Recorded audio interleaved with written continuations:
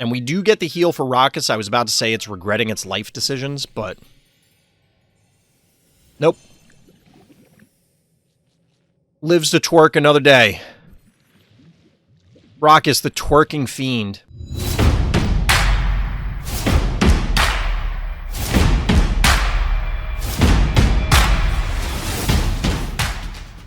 It's that time again. This time, instead of Monster of the Week, it's Viewer Game. So we'll see what the viewers have in store.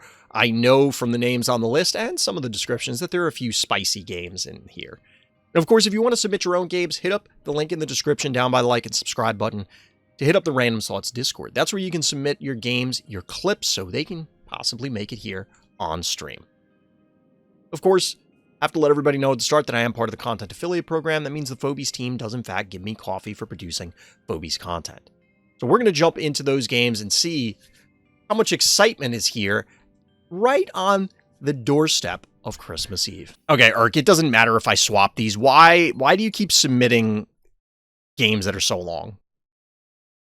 Since we're switching scenes here, 51 turn game. 51 turn game. The notes are only that this game was intense. No, this game is a marathon. I feel like Urk submits a lot of really long games.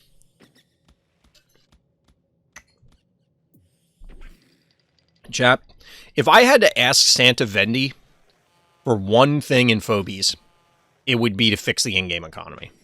But if I could ask Santa Vendi for two things, I would ask for chess timers. The third thing would be tournament mode. Like, actually in-game tournaments. I want the chess timers as an option because I think it really would solve a lot of problems. The issue is, well, not the issue, but like, I think it's fair to say if you, this is interesting, they elected to go here instead of like just lobbing on this. Also pay attention to the boomer in this game. Like, this is a legit question. We'll come back to my other thought, but like, would you have walked it? Oh no, the Hevo couldn't reach it anyway. Never mind. I was going to say, can you lob onto it? But yeah, that's just literally not an option. Evo's not that fast. So Boomer Stabby, the opener from Urk is like the classic Urk opener now at this point.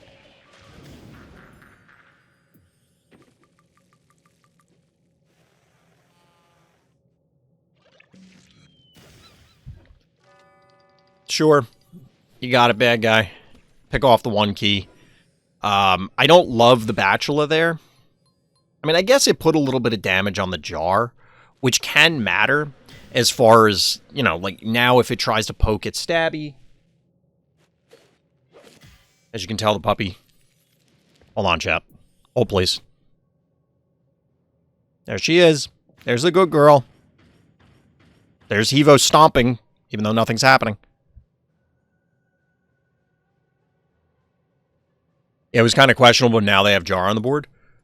You're saying that like it's a bad thing. Like, Jar is a very useful phobie. Of course, it has to be babysat. Of course, it is now damaged, which is a liability, given that, you know, it is going to be challenging to get it to do something because it can't soak a random bees or a random Hevo hit.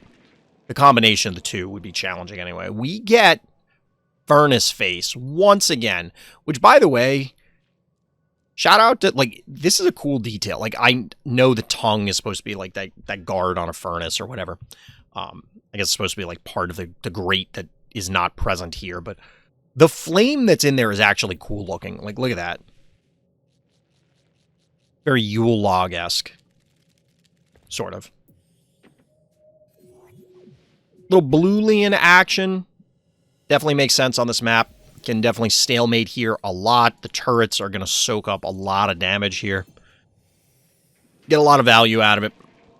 The Furnace Face is actually kind of a cute idea here for a similar reason, because if you're going to group up and you're going to have to fight in these corridors, and it's like a knife fight in a closet, then, all right, I'm just going to Furnace Face and Smokescreen.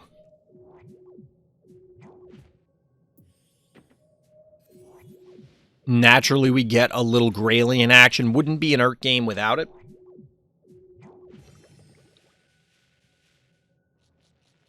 Until the Gralien, I feel like bad guy was probably feeling themselves. You know what I mean? They think they're in a good spot, but now with the Gralien, this is uncomfortable.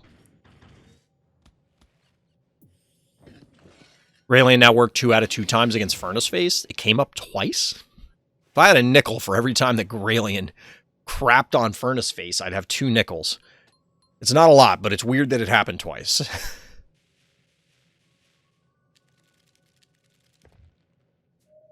Yes, the other game is also Gray versus Furnace. Fair. We'll probably get to see that tonight, because we do have some dupes.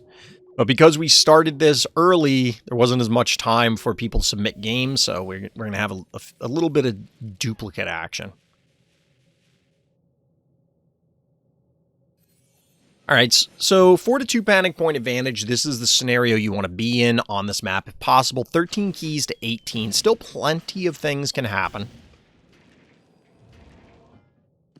This Furnace Face is just dead weight now, isn't it? Because guess what? You can Gralien through the smoke. You can Gralien through the smoke.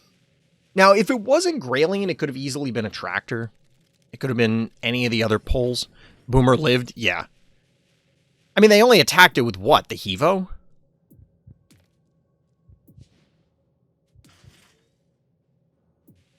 They only attacked it with, like, the Hevo on this turn, so it's not like they didn't put a whole lot of effort into killing it. Honestly, there's a world in which a Switcher U here is viable.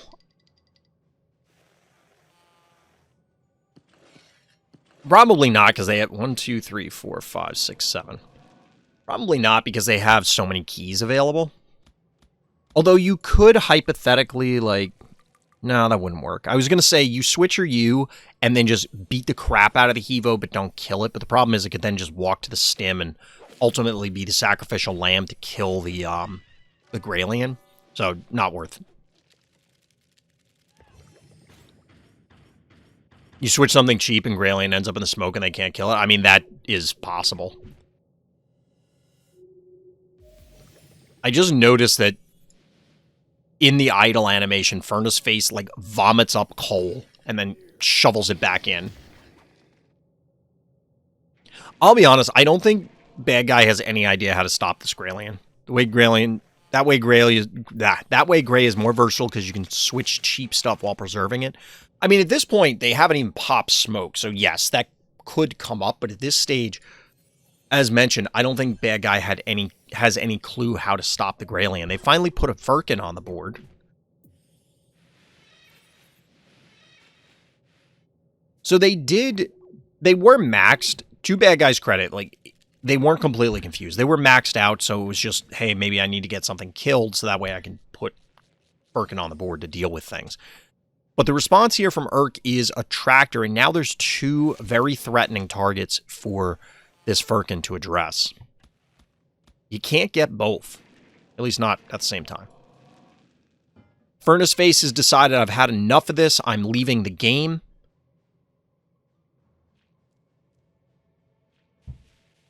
We've talked about it before, but it would be funny if you could boop things off the edge of the map. And just like, this is Sparta, the Furnace Face, into Oblivion back here.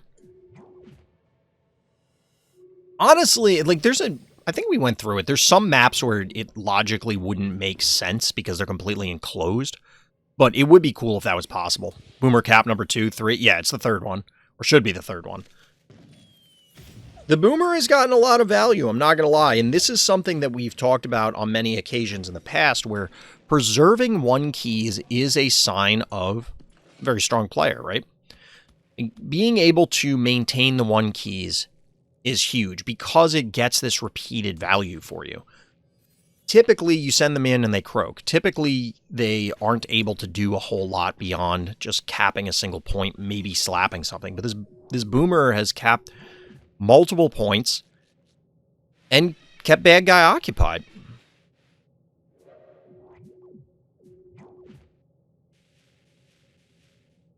So we're nearing the halfway point for this game.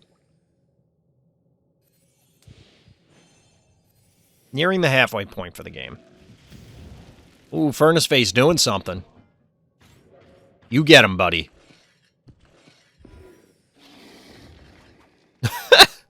Okay, sure, bad guy. All right, you got me. Is that really what you want to do here?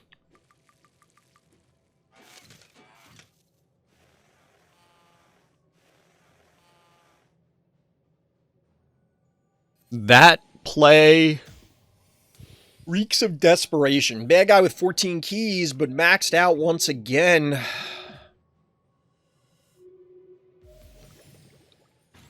The entire onus is on bad guy. They have to do something.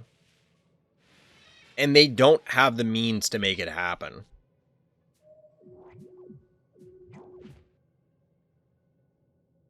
So there's a concept in card games that's very old. But the idea of overloading something, I mean, it's not like it originated in card games, but the concept of overloading things is there was a card in Magic, like going back to the original set, called Disenchant, that it's destroy an artifact or an enchantment.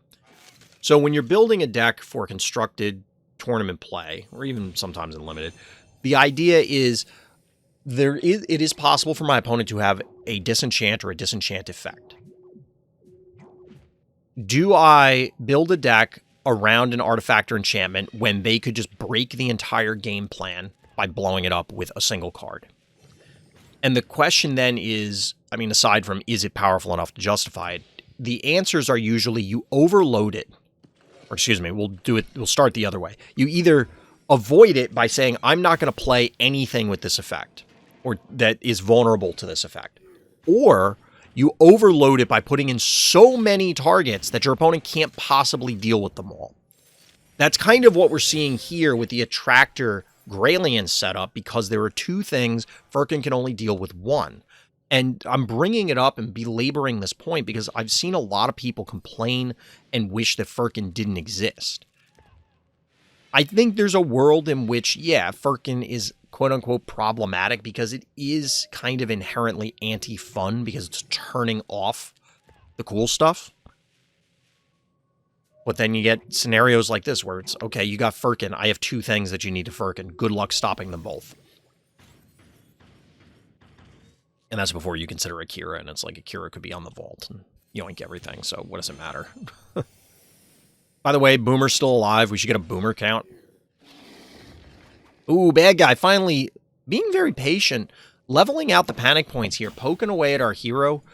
The pokes realistically don't matter. Shout out to Bluelian.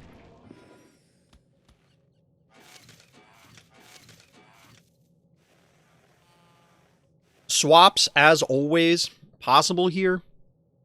Probably not great, given you'd be swapping into Furnace Face on the stem.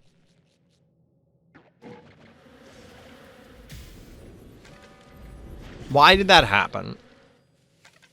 That jar has been damaged since, like, turn 1 or 2, whenever it popped out down at the bottom, like over here, to get that Bachelor. And it's like, it didn't have to be like this. Why did... They may have sacked it intentionally to open up spots on their team, 7 keys to 14. However, is that really worth it? They're clearly valuing the cassowary over the jar, which I don't know that I hate them. Like, I don't know that I hate that play. Dead Ginsting, so jar for Ginsting right now. Oh, bad guy. So this is the play that Urk was talking about. They absolutely thought that Urk was just simply going to attack. This has got to be where Urk swaps. Maybe not?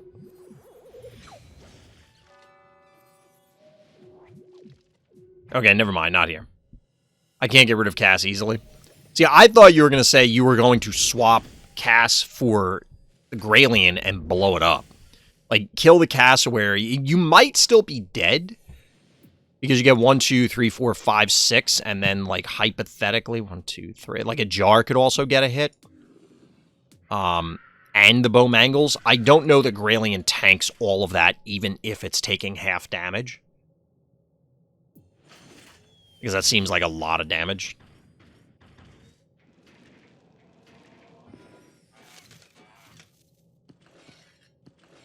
But I guess it's possible.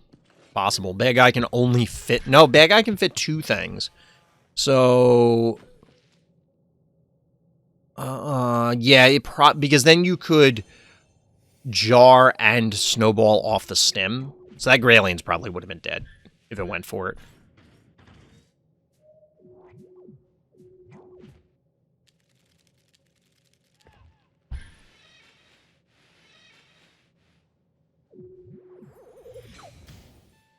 Graylian actually doesn't swap at all here. The other game I swapped 2 times with the bad guy was kind of no-braining the game, so I thought this one was cooler. Fair. So we get Furked here. But that, of course, means that your neighborhood-friendly attractor gonna do some mean things to bad guy momentarily. It may not even have to. It may not even have to. I mean, you do have to clear this out and or make room for attractor to walk away. All right, so we do get the yoink.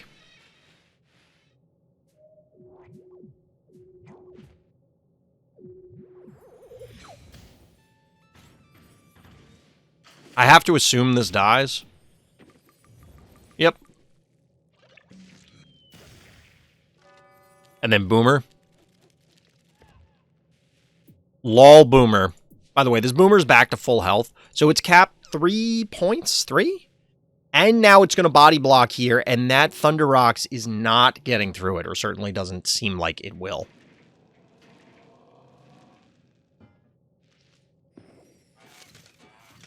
Bad guy just very quietly bullied out of this game.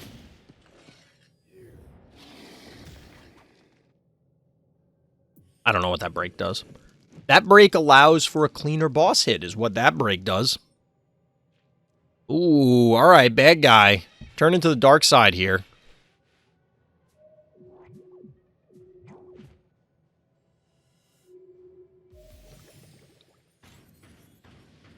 Gotta adjust my hat, chat. You know, I'm not gonna lie, this particular hat is very old, but I feel like Santa needs a hat that covers his ears if he's in the North Pole. And also flying. It's kind of cold. I feel like you need a warmer set of headwear.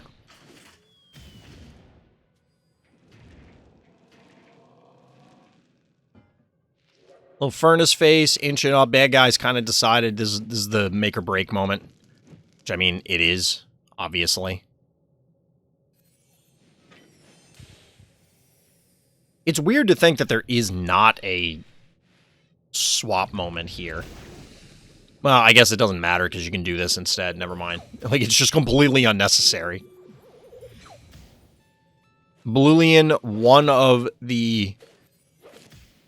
It's definitely a sleeper broken phobie.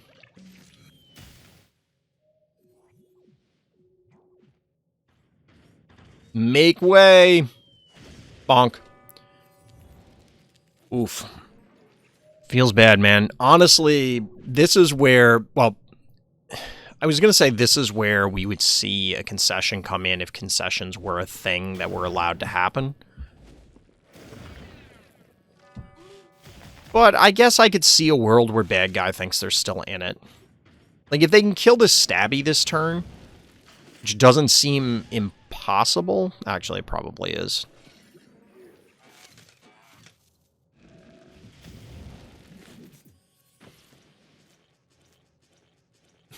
Graylian MVP, Boomer MVP. Boomer put in work. Boomer put in work. And due to the massive amount of HP, it's hard to argue that any other Phobie 1 key would have been able to do that. Obviously, Slayer and Numbskull wouldn't have been that mobile. Excuse me. And Tick would have died because it has 200... Or not Tick. Tickles. I think it has 300 less HP. I think it has 1,000 base. Oh, 350. Wiggy! It's the Bug Brigade. Wiggy and Maggie team up to take down Thunder Rocks. Things I didn't expect to see.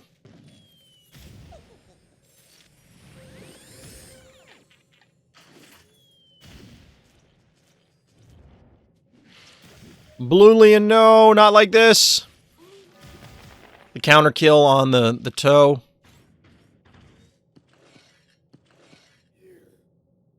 When are we going to get an AWOL palette swap that's a thumb?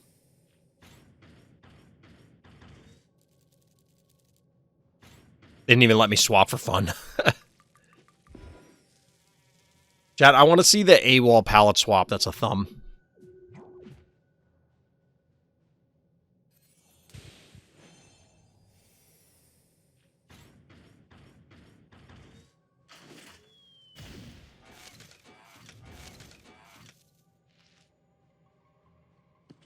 This is why concessions need to be allowed, chat. There's no reason for this game to continue. There's no reality in which bad guy can actually come back. Well, I take that back. Urk could, like, disconnect or walk their entire team in, but concessions are reasonable. Wiggy laying the beat down.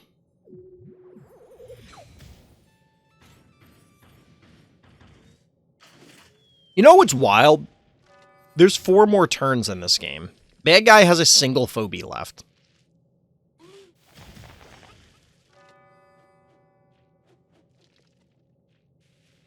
Bad guy has a single phobie left.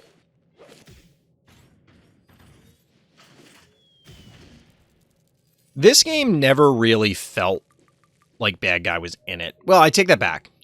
In the beginning, when they first slammed Furnace Face, it kind of felt as though there was a chance. And then the Graylien comes out and it's, okay, that Furnace Face is somewhat invalidated, if not completely invalidated. And then from there, it's just, what does bad guy do? It just felt as though they were never advancing. They were always on the back foot. They always had the wrong set of phobies. Nothing they could do. GG. Well, I say nothing they could do, but there probably was, but it just felt very textbook. It felt very, I don't want to say scripted, but kind of storybook. Like, it just didn't feel as though bad guy had a snowball's chance in hell. All right, chat. Let's see what we got here.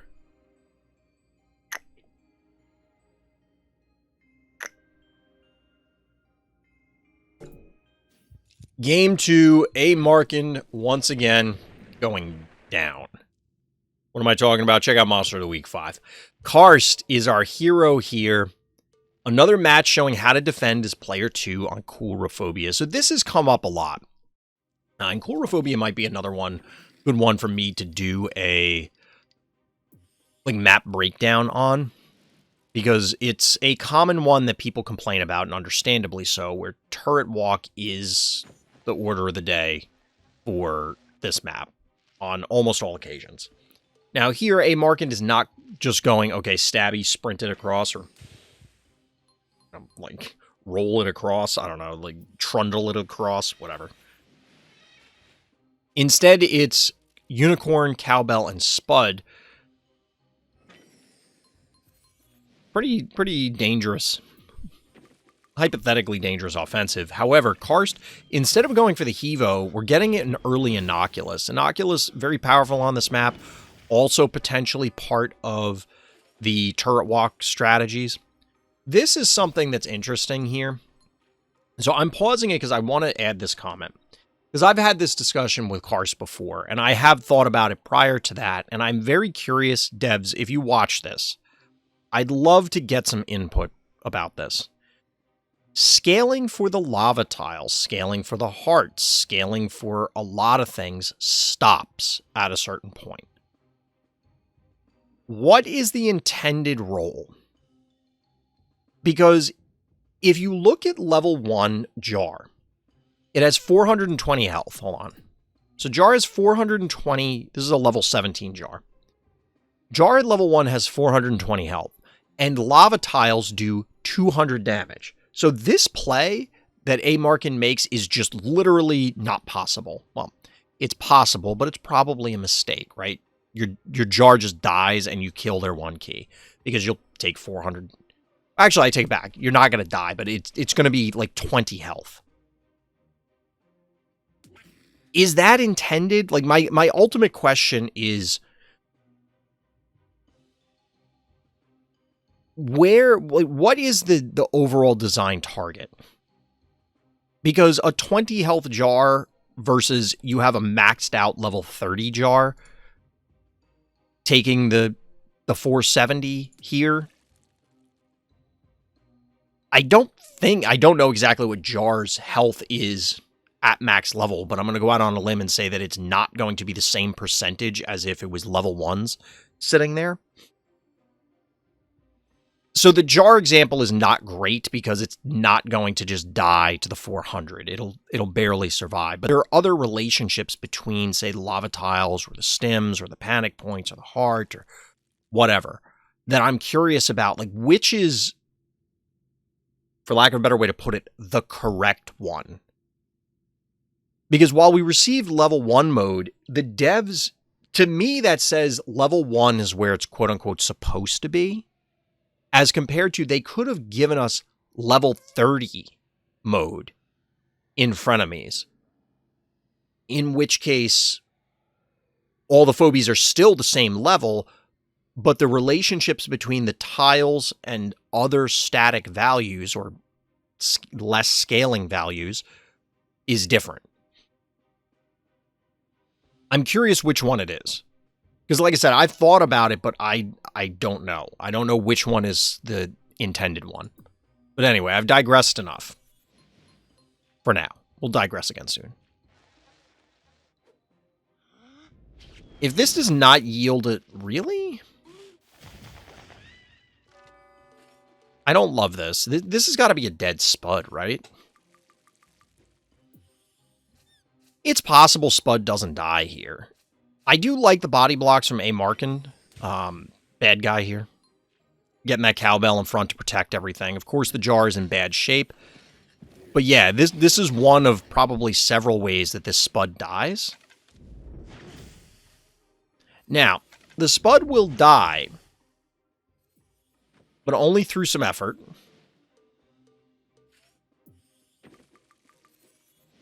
And of course, there can be a counter kill on this Innocuous. You could slap, you could shoot it with this, you could hit it with this, you can meatball it. There's a lot of ways this dies.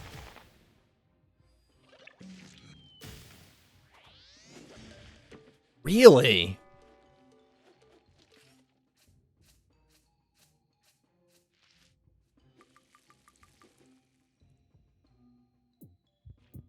Okay, so that's very interesting prioritization from A. Markin. 1,200 health here. So this is 5. This is 533. It's like 1190.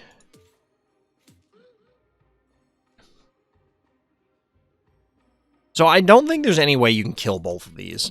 You need 2,200 damage, and there's just not enough. Right?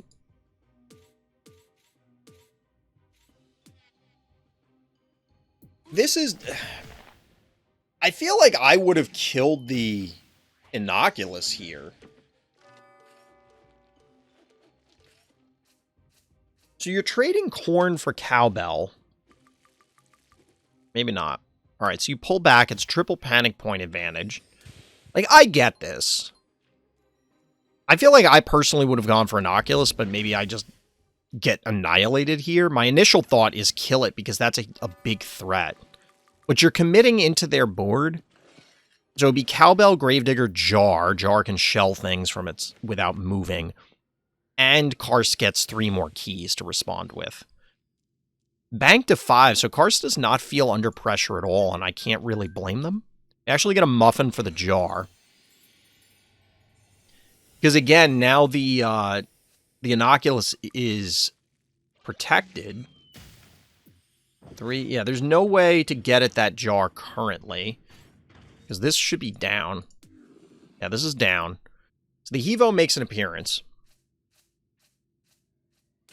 So here's the thing. I think this is a good defense. However, Karst also did not go up against the typical turret walk plan. Not that I think it would necessarily be bad against it, what Karst did, but I don't know how... specifically how effective it would have been. Alright, so Jar's trapped, sort of.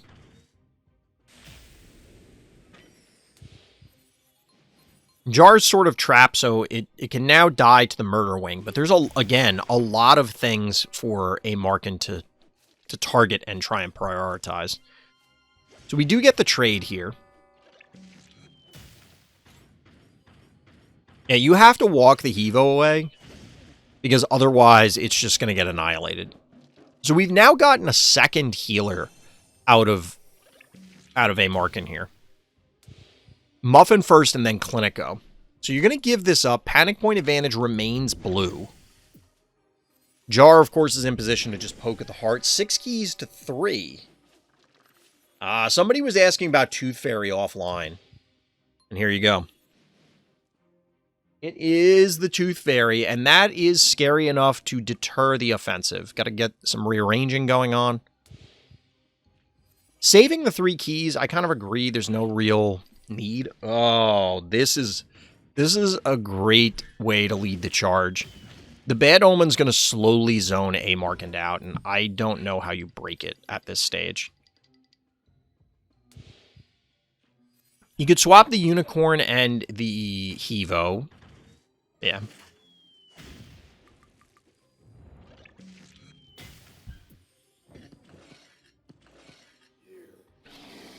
I don't know that I love this. Because this is still just dead, isn't it?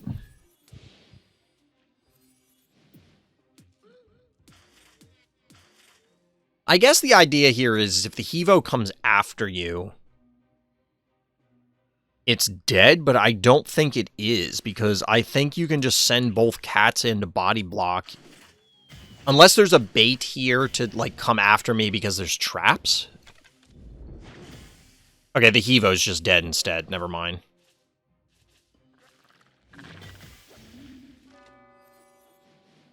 Didn't matter. Hevo's dead, and that's obviously a better priority. I kind of assumed that the Hevo had enough health to live. Clearly did not. And that'll do it. Well played, Karst. Well played. Yeah, I like Innocuous on this map. I've had a lot of success with it, either fighting other turret pushes or just using it in general. There were a couple turns where it just kind of... I don't know if I would call them mistakes or what, but it definitely seems strange. Like that one turn that I was debating about, and we could go back and look at it, but we got other games to look at, of, like, would it have been better to just kill the Innocuous while you had the opportunity there? Because that Innocuous obviously got a lot of value, and I don't think there was any way to argue that it wouldn't have gotten or continued to get value over the course of the game, given the way this map typically plays out. But either way, GG. I don't know, Chad. Do you think A. Markin was correct to do that?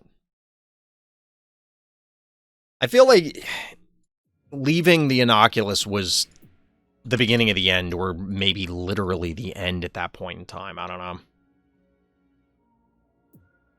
Game 3, dontinklsnif. Opticon, a much shorter game compared to what Urk has been presenting us. 28 turns.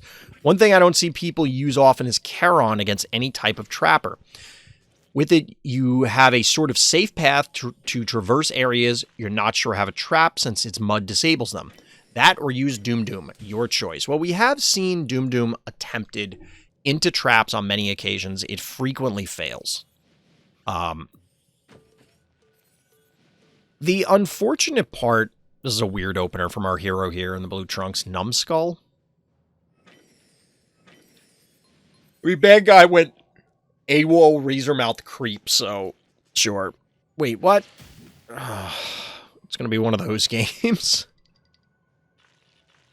Toe Fungus. Meat Head Crab? I guess? I don't know. What?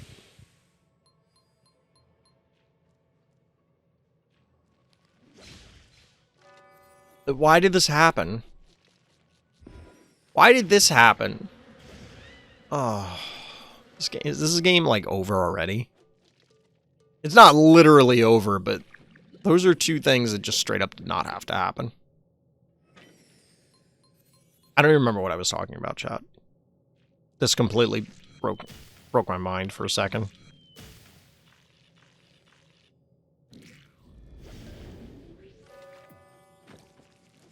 Okay, so I have a question, chat. Watch the jar.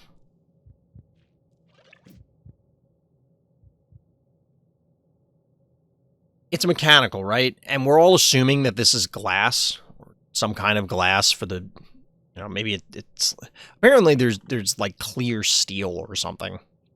But the fact that it makes sense that it funnels and then just like boom, like shoots it out, like the way the pressure works. That makes sense. What's interesting to me is that the shape changes and continually goes back, implying that there is a regenerative factor, which, I mean, you can heal mechanical phobies, and I guess you could repair them, so I don't know, it's just kind of an odd observation that it can distort its shape so much and then still return. And one of my thoughts was like, is this instead like rubbery instead of being I guess it could be a type of plastic instead of being deep lore right there, as always. As always. I like looking at this stuff. I'm kind of glad that Phobies doesn't have true lore, like this is the canon lore for Phobies. That doesn't exist. Also, Fire Ant. But at the same time, I kind of want there to be. I'm telling you, I still picture it like Wreck-It Ralph. They all go hang out at Vendy's. Obviously, we do have, like, we talked about this in the ARG event, the Find Phobie for the 1 year, which, by the way, I'm really interested to see what they do for year 2. But there's a Phobies police department. So that means there, and we saw in one of the videos, the coffee golem, that there's like a parking garage and there's clearly an apartment complex where Vendy lives. So like there is a world within Phobies.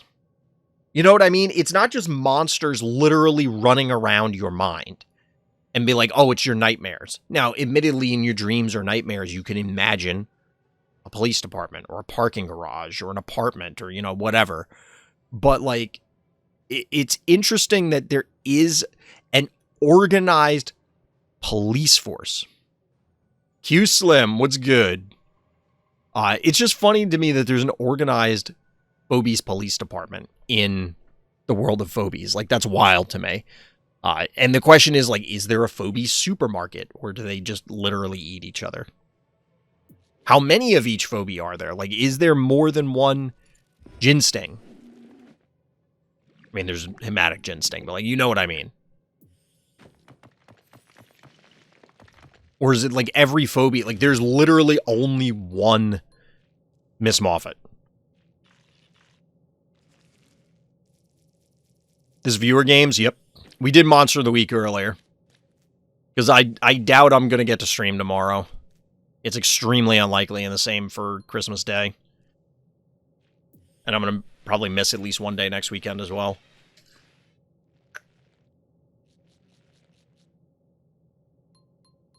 Our hero locking in the Raucous and a tractor here. I think there's one trap out there from Fire Ant.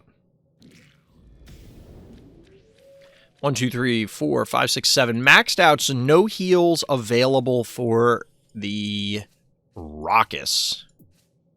Especially since nothing's going to die here. Yet.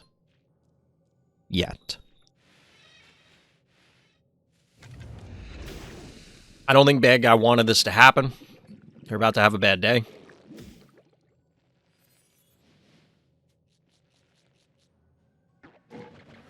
Can you kill this Stairmaster? Probably not, right? No. So maybe not as bad of a day as they could have, although this certainly hurts. This may have been a bait, like, I don't know. I mean, it's unlikely, because there's an argument that, like, at this level, especially based on what we've seen thus far, that bad guy might charge in with the Stairmaster, but odds are, in a lower stress level game, which, by the way, what are we looking at stress level-wise? Level 9. This isn't that low. This isn't that low. Bad guy, I have questions about your opener. Ooh, a little Mr. Tramples. Little Mr. Tramples action. Numbskull. The Hitman.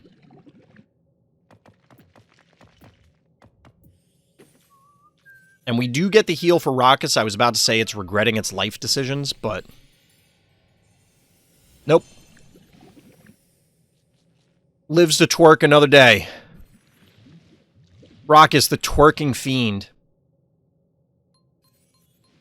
Probably use that as the opener chat. It's weird enough to fit it. I need to do a, or I want to do a, like, caster highlight reel, and I'm thinking about just pulling all of the opening clips for the year and putting them together. Because they're all, like, absolutely unhinged. Which is why I always pick them. So we do get the Charon here. This is what dontinklsnif was talking about in the notes. I don't really like, and I didn't call this out initially, but is this thing just dead? Are you going to kill a spider?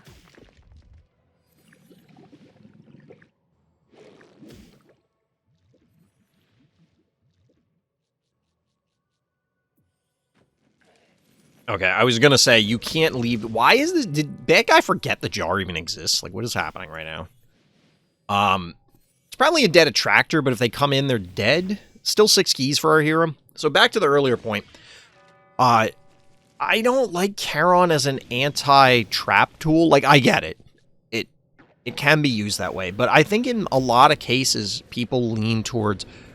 So first of all, 1 keys are just way more versatile than any anti-trap character. Because all the anti-trap characters cost more, except for Tickles, but also a 1 key. They all cost more. On top of costing more, you have to assume that you can predict the appropriate position for the traps. You kind of have to with the 1 keys also, but the larger investment is the biggest problem. So you could just trip the trap and flip the panic point in a lot of cases. Ladder can be weird where the trap is, oops, I ate your guy, hence why I always complain about Bachelor. Well, I guess to a larger degree, it's Unicorn's traps doing an obscene amount of damage. But because of the 1 keys, it to a large degree invalidates the usefulness of, say, Charon or whatever turning off traps. On top of that, you could just simply go Honey Bear and turn off probably way more traps, plus have other utility. Now, that's not to say that it is strictly better. You are more precise with Charon for the most part. But on many maps, you're just better off with a Honey Bear. It's got that long range. It's going to hit multiple spaces. It's very tanky.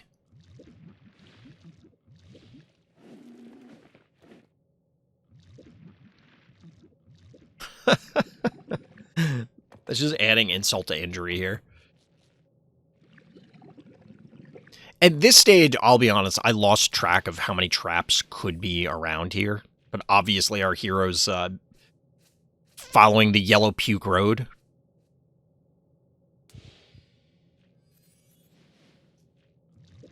It's not really yellow. Although I guess it's kind of yellow. You can see, like, the flames when he moves. As he's crapping all over the place. It's just vile and disgusting. Charon just pooping on the floor. Quagmire seems to have no problem with it, just reveling in it. Twerkus shall twerk no more.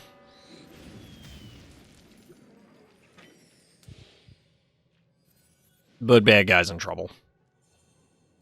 Bad guys in trouble here. Our hero's knocking on their doorstep. Down goes Jar.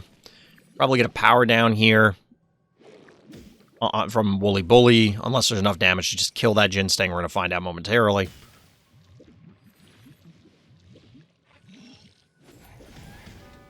There's a world in which there's a trap there, but like where Quagmire is, but bad guys in deep doo-doo. Well played, dontinklsnif. Yeah, I don't mind Charon in general. It could probably stand for a slight buff. I'm still of the opinion I don't really want to see too many reworks, if any. Well, not if any. Akira 100% has to get reworked. Boss could possibly just get fixed with numbers. I think Charon could also just get addressed with numbers. I think Charon could just be a numbers fix, and it would be fine. I don't think it would even necessarily take that much to push it into viability. But then, realistically, if you buff Charon's stats, it probably permanently pushes things like Cyclops and Stairmaster completely out of the game. Which I'm not sure that's very problematic. Don't get me wrong, common, uncommon, and suddenly, oh, surprise, the rare is the best one. I get it, but at the same time, I just don't know that it's that big of a deal in this case. I am personally of the opinion, again, content affiliate, but I'm personally of the opinion it's okay to have bad phobies. But you need to have good phobies, powerful ones that are meta-relevant at low rarities. Rarity should not be the determining factor for how good a phobia is. It just so happens that, like, Cyclops and Stairmaster are very basic, so they're low rarities. The complexity of the phobia, which unfortunately in a lot of cases leads to the power level of the phobia, should be what determines the rarity. But this all circles back to what I said at the beginning of this game, or whatever game it was, where I said if I could ask Santa Vendi for one thing, it would be fix the damn economy in phobies so that it wouldn't be as big of an issue that rares or super rares are good, because you wouldn't be without them forever. All right, chat, we're back. And so is the baby. Harley. Harley, baby. She doesn't care. She doesn't care at all. She's such a good girl. She's had a rough day. Oh, there's the baby. Hi, baby. Oh, no. No, not like this. Hi, baby. Apparently me calling her name, it disturbed her enough that she has to leave. Or she just got sick of laying in her bed. I think she's going to lay at the bottom of the stairs instead. Oh, well.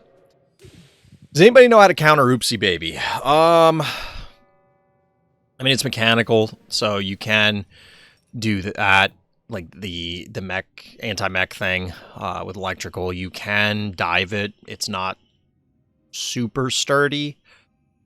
It also costs 7 keys, which is an awkward amount, so it can be difficult for your opponent to even get it online. An opponent trying to find time to put it on, get it online, can be challenging. And most of the time, I think this is one of the biggest things for Oopsie Baby to me, is that getting 7 specifically on, say, a small map. Like, I think on a large map, Oopsie Baby is obviously easier to get into play. However, it's going to have less of an impact because even with 3 range, it's just not going to be able to hit as many things. However, on a small map, it can be a terror, but that's 7 keys, and if you're banking to 7, you likely would have already been able... This is weird that it's, like, laying strangely. It's bothering me. Your opponent could have gone to 8 or 9, and then gotten something significantly more threatening, namely, like, a boss. So there are a lot of phobies that fall into that category for me, where it's, yeah, these are pretty good, but you're generally better off doing this other thing. having multiple threats is worth it. You know, if Oopsie Baby's generally great against the AoE phobies like the Evo 3.0s of the world kind of thing, because their general damage output is low enough that if you power them down, they're pretty anemic. What I think generally happens for a lot of Oopsie Baby games is somebody will connect once. They'll power down their opponent's phobie, they'll set up, and then try and take over the game from there. What you need to be able to do is on the follow-up, because your opponent's eventually going to connect with the Oopsie Baby. It's very difficult to prevent that, because either you're going in and diving it right off the bat, and then the game's probably decided, or you're slowly giving ground, as they bully you out.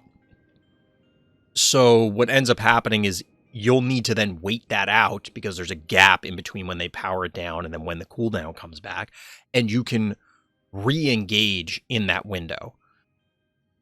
One of the biggest things that I'll say is, in general, always leave space open on your team so that you can react not just to the Oopsie Baby, to like the other thing. So you may decide, oh, well, I was going for this initially, then they slam Oopsie Baby and you go, okay, I need to pivot. But if you've maxed out, that's when you end, and by maxed out, I mean you have 5 phobies on a small map, 7 phobies on a big map. It's difficult to pivot when you can't put anything else on the board, right? I think going for displacement / yoinks might be good or necessary to get it close to stuff that can actually kill it quickly. Yeah, pulling it out, because it's not, it's not super tanky. Displacement in any form is pretty much always good, right? If you're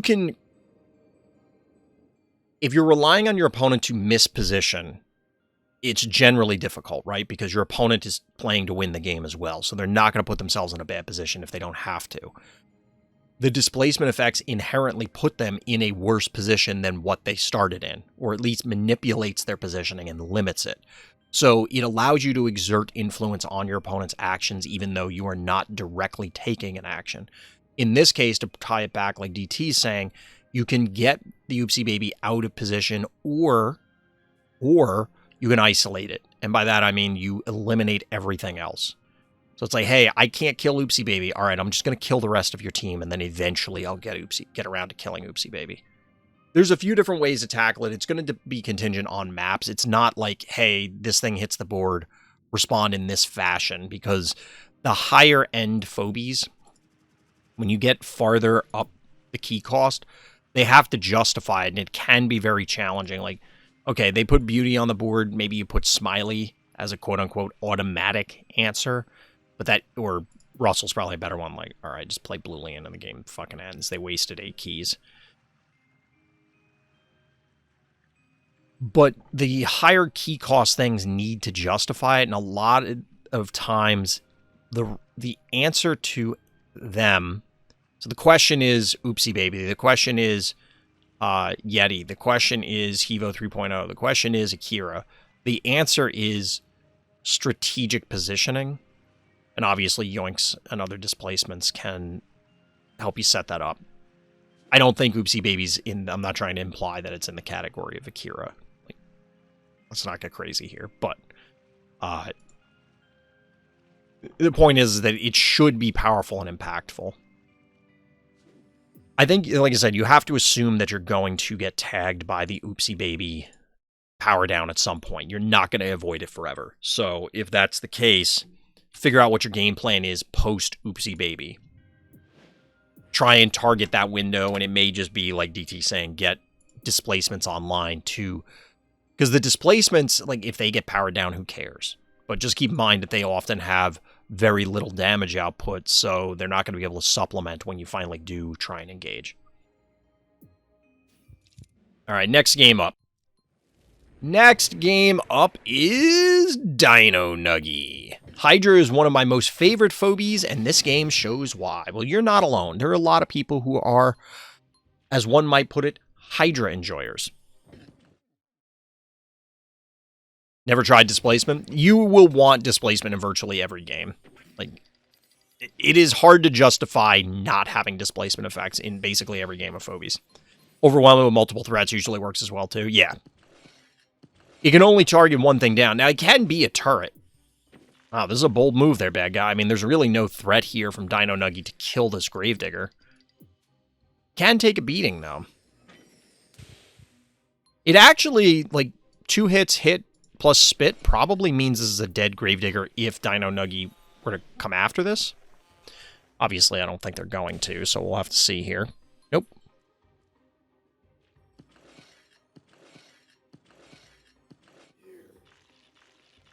Three to 1 panic point advantage. So this creep, we pointed this out before. This is a level 11. This is level 12. I'm pretty sure this creep will kill this Gravedigger with the poison.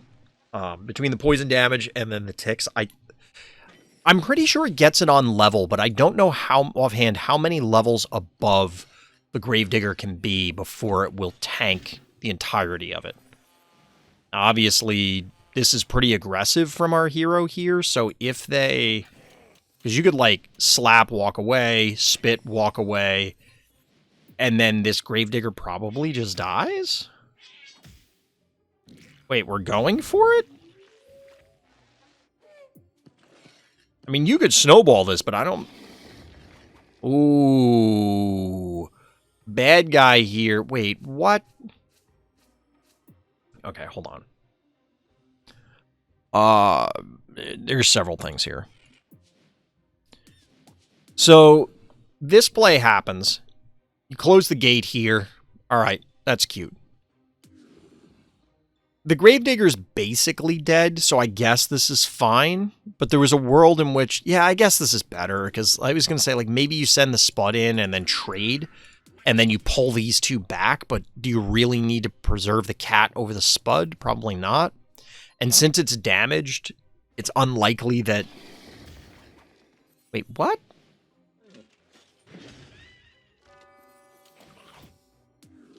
Right, it's at least going to tank the poison, but...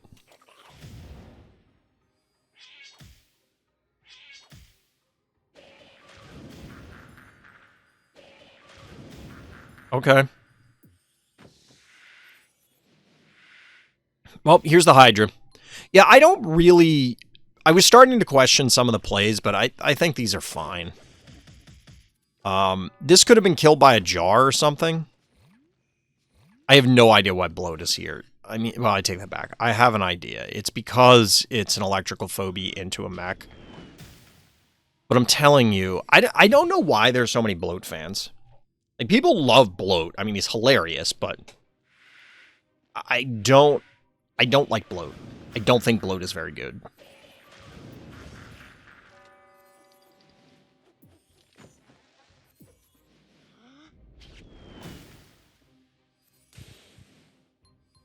Wait, did the...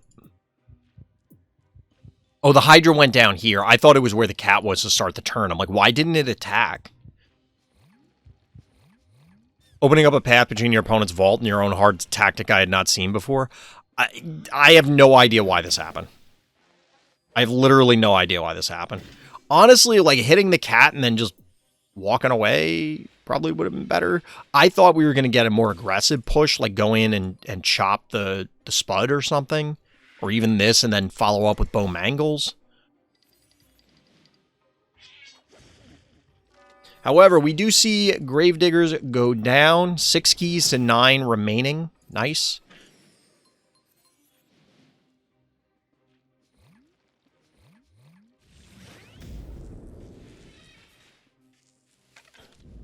So, I guess the Bloat was here because... This is kind of interesting looking. I think the Bloat was here because, hey, there's 3 mechanicals. But, like, does it really matter? I guess you couldn't have gotten the bow, or likely would not have gotten the bow if you didn't have Bloat. Like, if this was a different phobie, you probably don't kill Bow Mangles here. But, I don't know.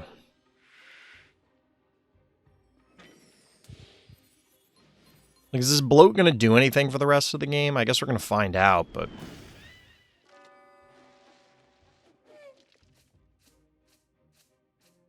Are we going to get Bloat or Inoculus or something hiding in the blind spot here from our hero's Inoculus and pelt the heart?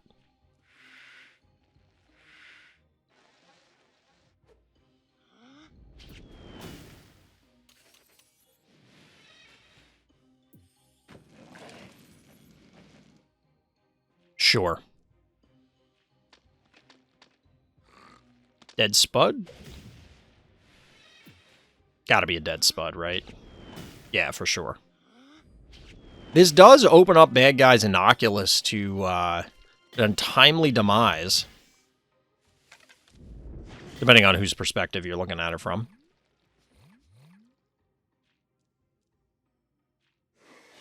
Bloat trundling its way up to relevance, I guess. Down goes Daisy. Honestly, Daisy, it has fallen off a lot for me, chat. Ooh, we're going for the Murder Wing, not the Inoculus. Fair enough. I don't know if there was the damage there. I was assuming there was.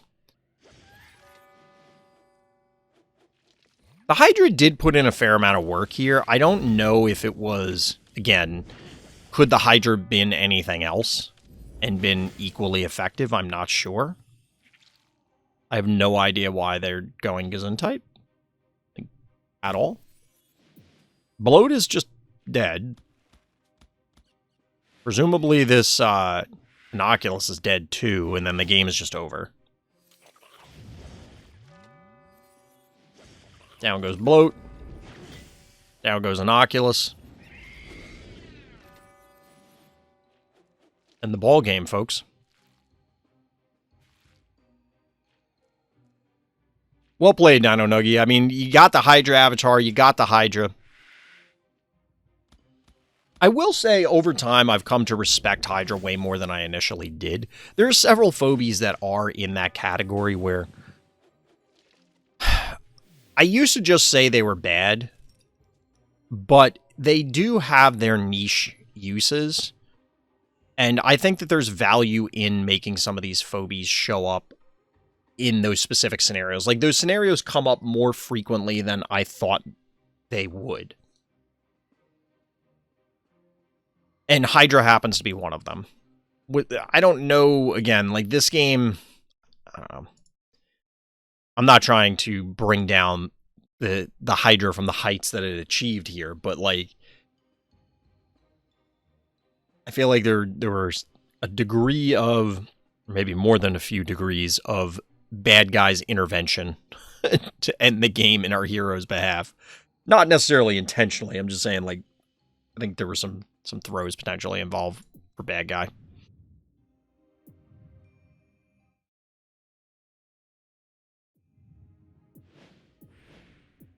All right, we got... Ooh, all right, all right.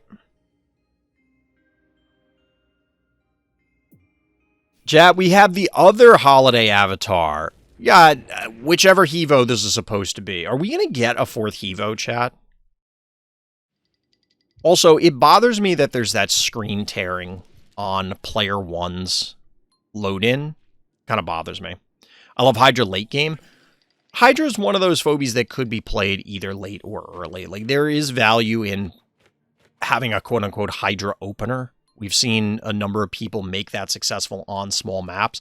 I think initially, though, it was, ooh, our hero, let me get the notes here, dancing around with Grimes. How fitting. I do like Grimes here. Like, this is pretty cool. I would have liked to have seen a more interactive Phobie rather than Boomer to start, but I always say that.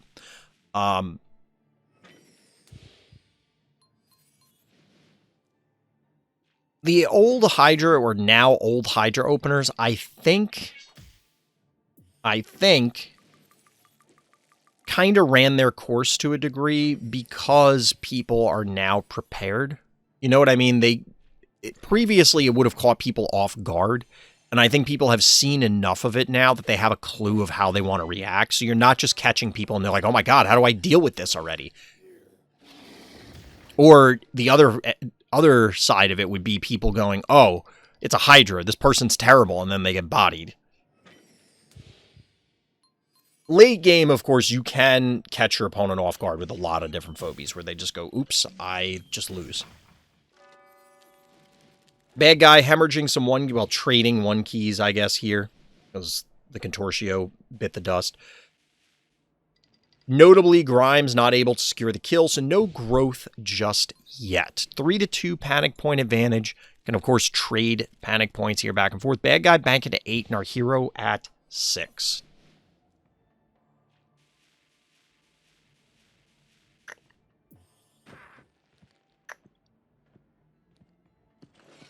Chat, the hat is making me itchy.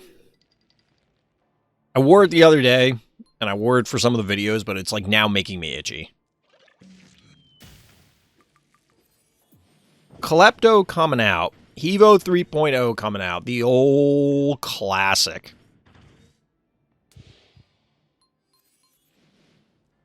Although we didn't get the stabby into Hevo, so.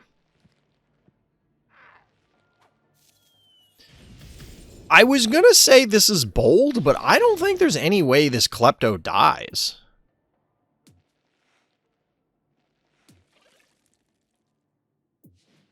Well, these are fairly high-level phobies. I just realized this. Okay, maybe it can die? So this is 7, 4, 5, 6, we'll say. 13, 19. Okay, yeah, this is dead. The question is, can Grimes power up on this? I don't think that is the case, because you can snowball plus jar twice plus Hevo and Grimes, and you probably kill this. Now, the follow-up Noxious will make you upset about it, but I don't know that it matters, to be honest. Get a little splash going. And there's the snowball. So Grimes does get the takedown and powers up here. 888. A cool 888 damage. That feels nice. Do get the counter kill on the jar. Of course, poison going down on multiple dimensionals. 3 keys remaining. So are we going to see Muffin or Clinico here? Bad guy still has 6 keys, so they're not in a terrible position at this stage. They still maintain the cat. All right, we're going to sacrifice the snowball here. I like the reposition, and we are, in fact, going to get the Clinico. I do like this. So the reason I like this is because you can get several, or you can get value in several ways, because you can, of course, heal the Grimes here, but then also Hevo is very tanky. We'll see how Bad Guy responds, because, I mean, they can kill the Boomer here. Zappy. I was going to say Erratic, but Zappy's pretty scary. Maybe they can't kill the Boomer? No, they can't kill the Boomer, so they soften up Grimes instead, which I get. I get it. Hevo showing no fear, of course. Boomer scuttling all over the place. And the Hevo damage is starting to stack up.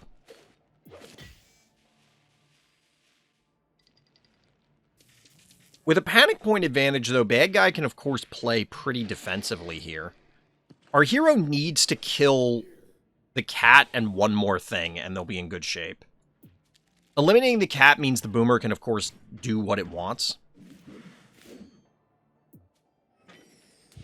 The Boomer not being healthy enough here in order to allow for the Hevo to stand behind it is kind of awkward. Because, of course, you get this. You can get the challenge play into the Hevo getting annihilated. This is interesting from Bad Guy. I was half expecting them to instead block this so that our hero couldn't get there. But that also wouldn't make much sense because the Hevo can target it, so never mind.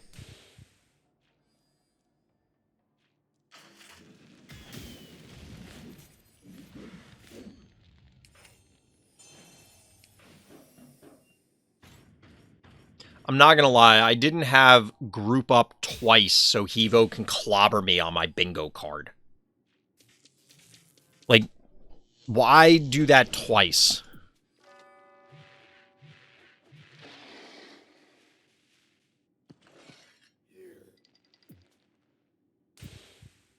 Ultra rares versus the world.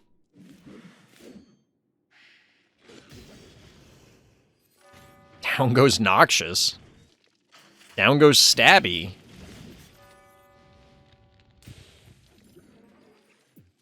Does Bad Guy have a path to just go hard here? 1,100 damage on this, on the Grimes. No, they don't. I was going to say, like, maybe you just walk Zappy to, like, here. And just pummel the heart. You do have a life lead. I don't think you can raise. I don't understand. Bad Guy grouped up twice. Once down here and once up here. And the Hevo just pulverized them.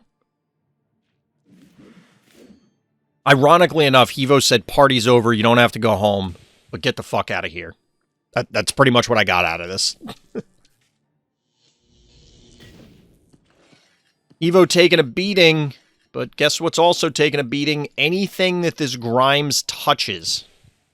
Notably not enough damage here to one-shot this, but I think you can go one hit and then Hevo hit and kill it. Maybe not.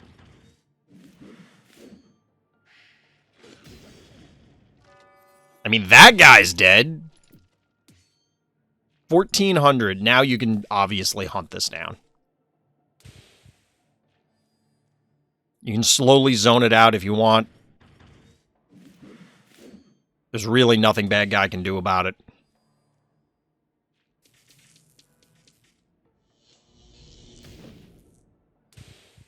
Bug zappers don't beat death, apparently. Or a Molotov cocktail party. It dies in the fire. It doesn't even die to the Grimes damage. Womp wah. GG. Hevo does Hevo things. It happens. And Grimes does Grime things, apparently. It's grimy.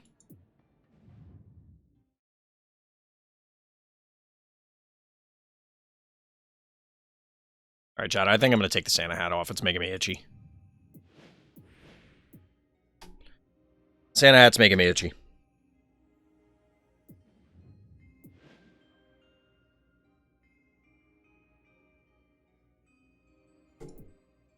Potenza on Diabolical. Not even Akira makes your opponent run so hard. All right, what are we doing to bully our opponent here? This must be an old async game, because I'm not seeing anything zoning in properly.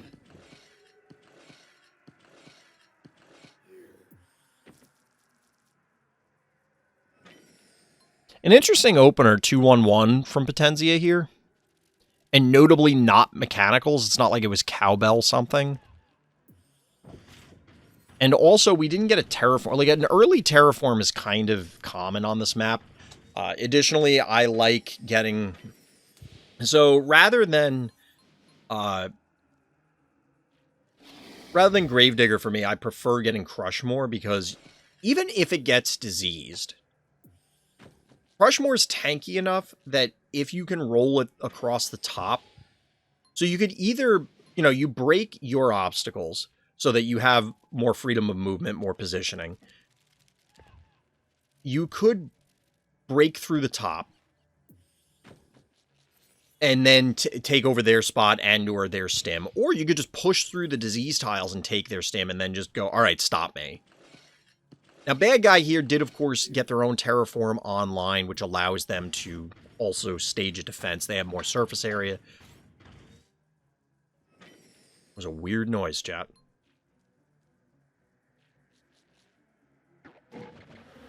Bad Guy offering up their spider for reasons. I mean, I guess you're going to get some damage here, but I don't think there's any way you can kill this Hevo. So the Hevo will get to walk away. Presumably, Potenza is planning on healing it. Admittedly, it's going to trade a lot of damage for a 1-key. But also, Bad Guy can't safely stay there if you can't kill the Hevo, because the counter hits plus the spider and stuff are just going to be too threatening. All right, I don't love this. I do not like the idea of erratic on this map. It is very commonly difficult to connect. The various tiles make it very weird. If the game goes late enough and you can just break every obstacle, all right, great. But I'm not a huge fan of Erratic. Especially because if it gets caught down here, like say you march it over here, and then your opponent sprints up to push your heart, the Erratic will like never make it.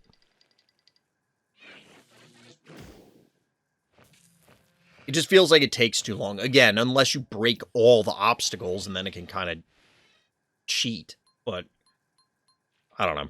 This map is way more aggressive than a lot of people give it credit for.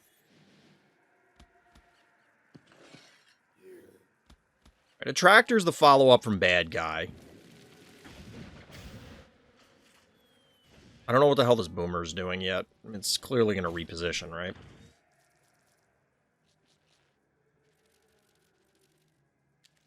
Yep. So Bad Guy can advance, but this is part of the issue. I don't know what their setup is going to do here. They're very limited in how they can position because the spider came out early and is now able to bully them. Now, the panic points are even because Potenzia has yet to claim the top panic point. That's where Boomer's eventually going to scuttle to. But Bad Guy's now forced into this slow zoning plan if they want to be able to try and push. And it's going to take some time. We're just going to rearrange the deck chairs for a moment. Panic point advantage hero, and Bad Guy with 10 keys has to find a way to break this. 18 keys still for Potenzia. But they are maxed out. Bad Guy has slots available. But somehow, our hero has found themselves not just with a panic point advantage, or a board positional advantage, but also a key advantage. I mean, we saw how it happened, but, like, it's just funny to look at. It's like, yeah, pretty much everything is in our hero's favor at this stage.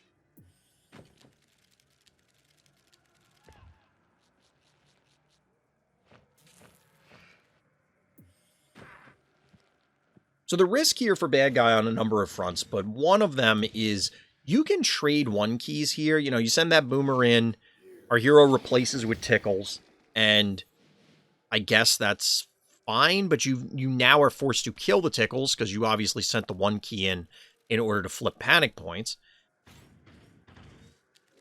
And if that's the case, you kill it and you free up the 18 keys that Potenzia has locked away.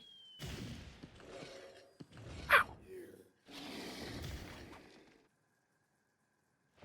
Bad Guy slowly demolishing the entire map.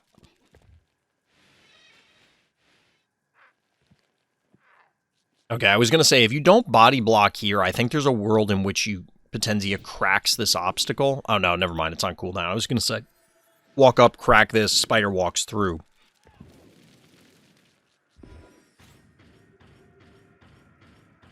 So Bad Guys found their way in.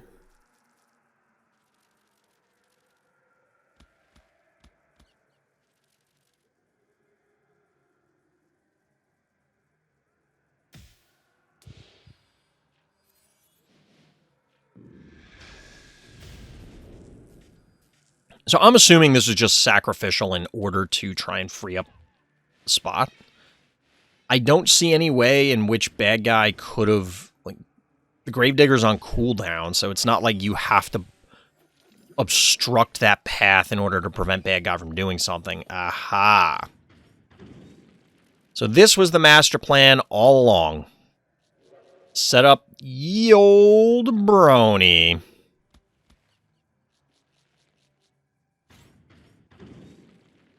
Bad Guy's gonna have to like hard retreat from here. The Erratic can't even get away. I think what's interesting is that Potenzia didn't stack them. Well, you can't. I was gonna say try and stack towards the north so that way you can simultaneously brony and push the heart. But I think what's gonna happen here is we just push in, start eliminating things, and just threaten with brony.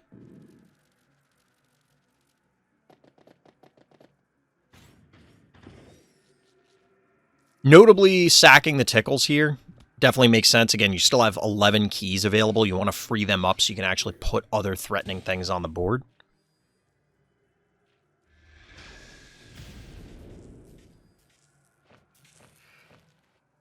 Although at this point, you're going to catch multiple things with this brony.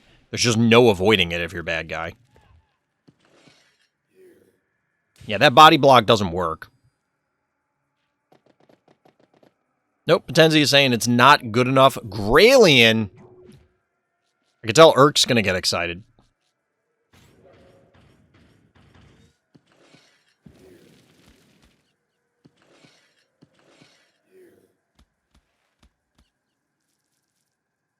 So we got double poles.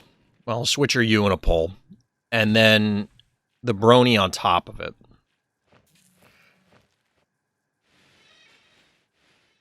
That positioning is not going to save you from this brony, bad guy. I mean, the same things that were getting hit by it before are going to get hit by it now. Actually, more things. I didn't check the cooldown there.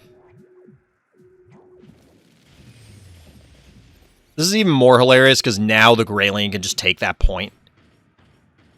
Literally all a bad guy's team got turned off. Except for Boomer, but Boomer doesn't do any damage to begin with. So 1, 2, 3, 4, 5, 6, 7, chat. Wow. You want to talk about some savage brony hits. This is brutal.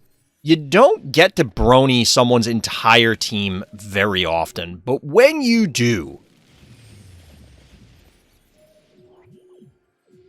that's pretty savage. That's pain. This game is over. The game goes on for 5 more turns, but this game is over right now. Well played.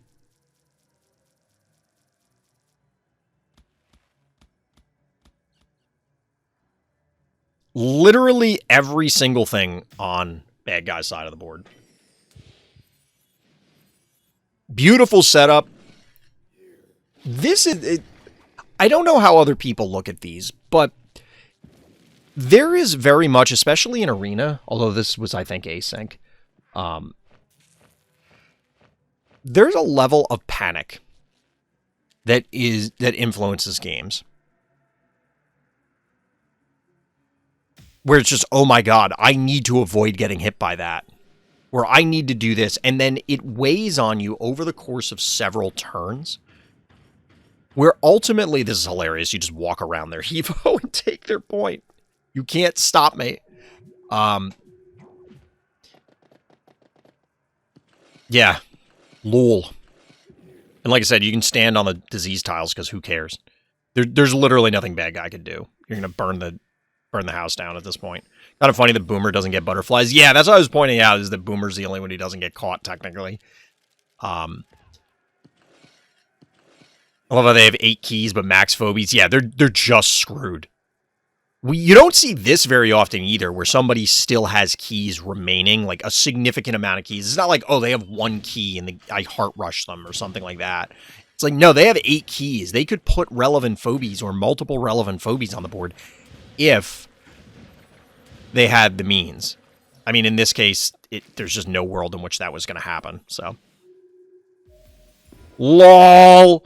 The switcher U off the stim. You love to see it. The Graylien body block. The brony to prevent the stim retake. Hilarious. That's actually really funny repositioning. Not that it matters. Like, bad guy is going to get clobbered here anyway. They couldn't stop the Evo on its own. Actually, there's a lot of things that were going to die. But, again, it doesn't matter. But yeah, what I was getting at is that there is a level of panic in this where... Wait, does the Evo die?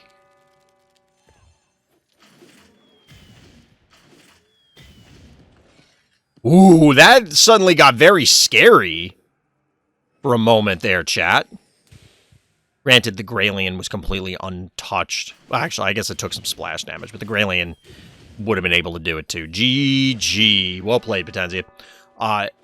So the panic point that I was bringing up, or the point about panic, is that there is a level of people freaking out over, oh my god, I have to do this, or I can't allow that to happen.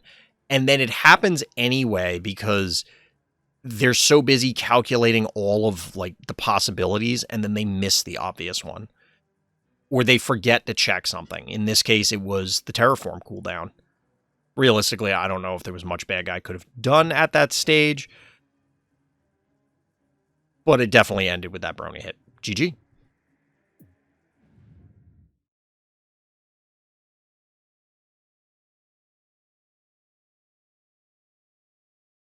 All right, so we're cycling back. We do have that other Urk game up next, the one that was like 70,000 turns.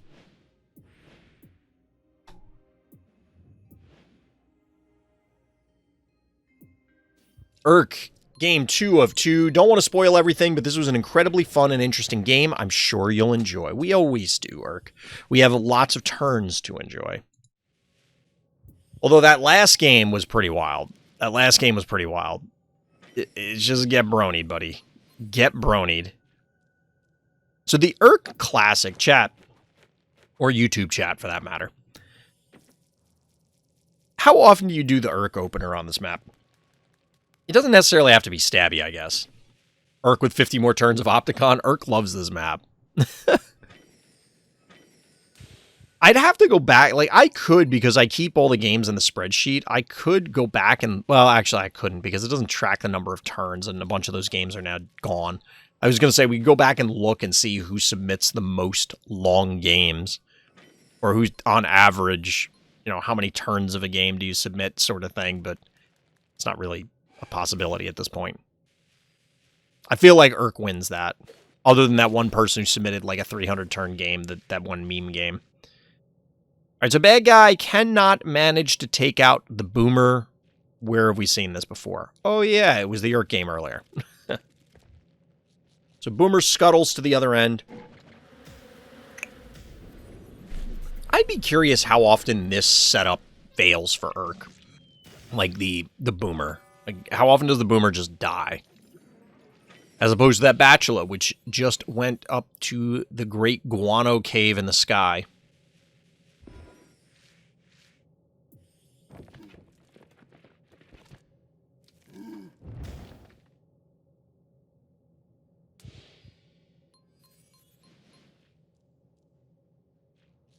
Crushmore breaking that block is weird. And what value does that have? Because you can't roll a...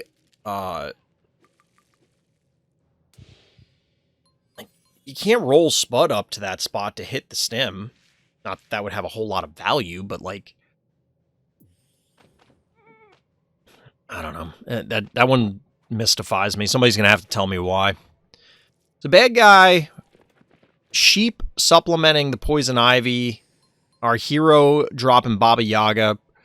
I like Baba Yaga in general, but here it also is going to serve double duty, activating potentially the Poison Ivy traps.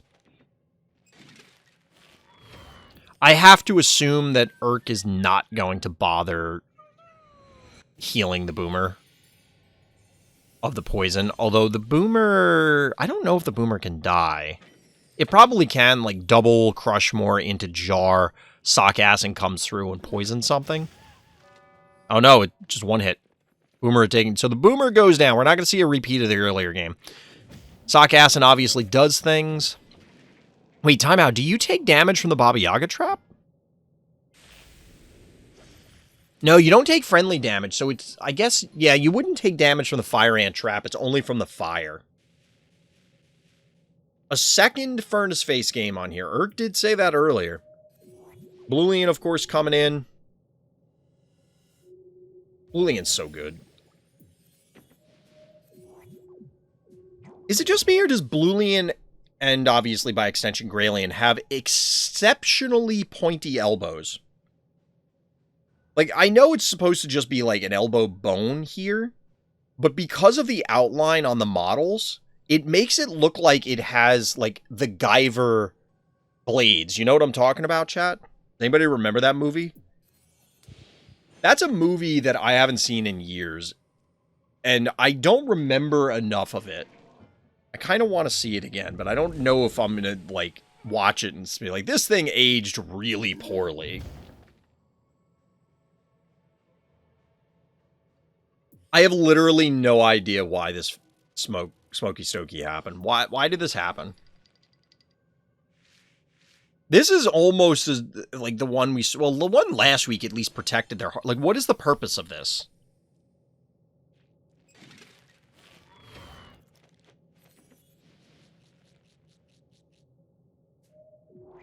Like, there aren't enough Phobies to dive? You know what I mean? Like, our hero couldn't just go in. Because there wouldn't be enough damage, even if Smoky Stokey wasn't there. At least I don't think there would be. Plus, you're really close to their vault, so, like, bad things could happen. Although, they're maxed out right now, so I guess it wouldn't matter. There are a lot of dimensionals, but I do not understand this sheep. I do not understand this sheep.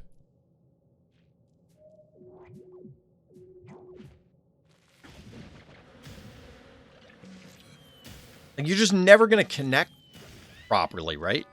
Tell me the truth, chat. When was the last time you got a good sheep hit at Sum of All Fears 2 or higher?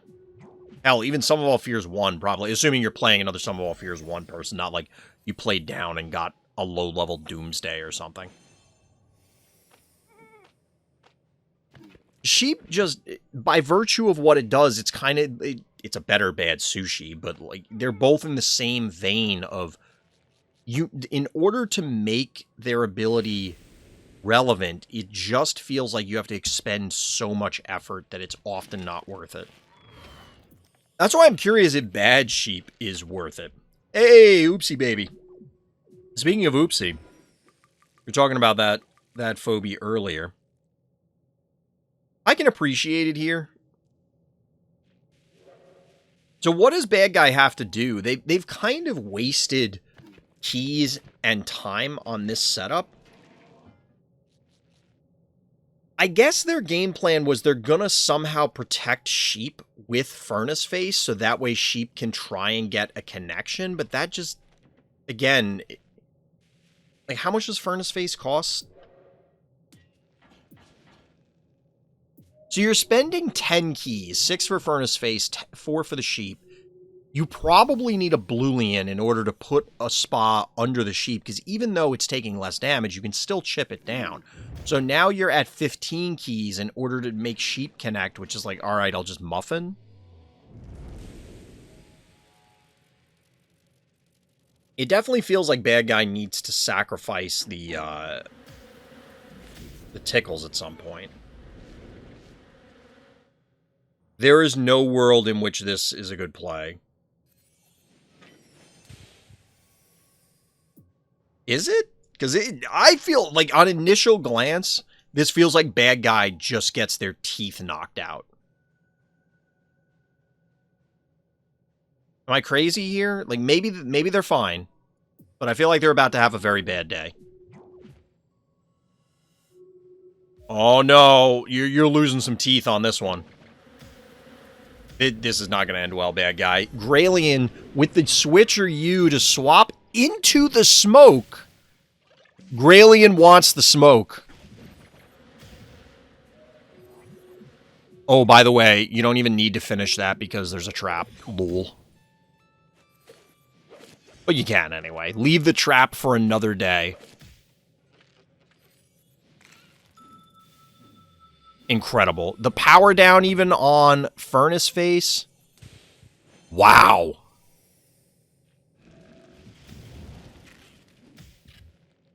How many keys are the aliens? So the gray one is 7. The blue one is 5. The blue one is, pound for pound, one of the best phobies in the game. Like, it's just really good. Graylien is less good, but only because it's so costly, really. It's a very powerful ability. Is that a good trade? It's not even really a trade. They just got 6 keys for free, they being Urk. So here's what's going to happen. Like, look at this. So Furnace Face's ability puts this smoke screen up, right? Everybody takes 50% damage, but it's not just bad guys stuff. Urk, because they switcher you'd swap places with the Hematic, which takes it out, so it takes full damage because it was over here. Graylien now took 50% damage, And you got the Oopsie Baby power down onto the Furnace Face to reduce the damage. It was a great heads-up play by Urk here. Urk, I'm not going to lie. I think this was the better game out of the two. Like, this is a way better play than what you had on the other one.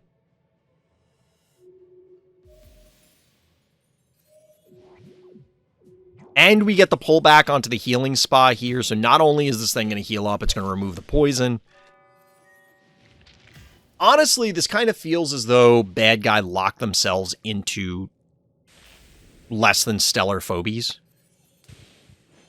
You know, you got the sheep. The Furnace Face was whatever, I guess. I feel like Furnace Face is supposed to be a small map phobie. To me, Furnace Face feels like it's supposed to be a small map phobie, but I don't know. Bad guy answers with their own Oopsie Baby. By the way, Urk still has 3 keys. What are you going to do? Shoulders tight. I didn't stretch it out today, chat. I really need to talk to a physical therapist and get this squared away. It's going to take months to do anyway, so the sooner I start, the better. I get the sense bad guy's going to try and Oopsie Baby the Oopsie Baby. Nope, they're just going to hit it.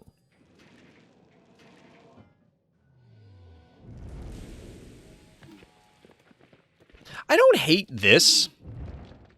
How tanky... Like, say you did this with an Innocuous. Or a Tractor, for that matter. There's the baby. Destroying the green screen.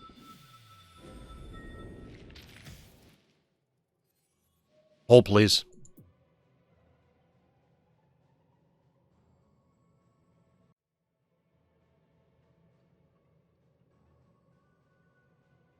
This is important business, chat.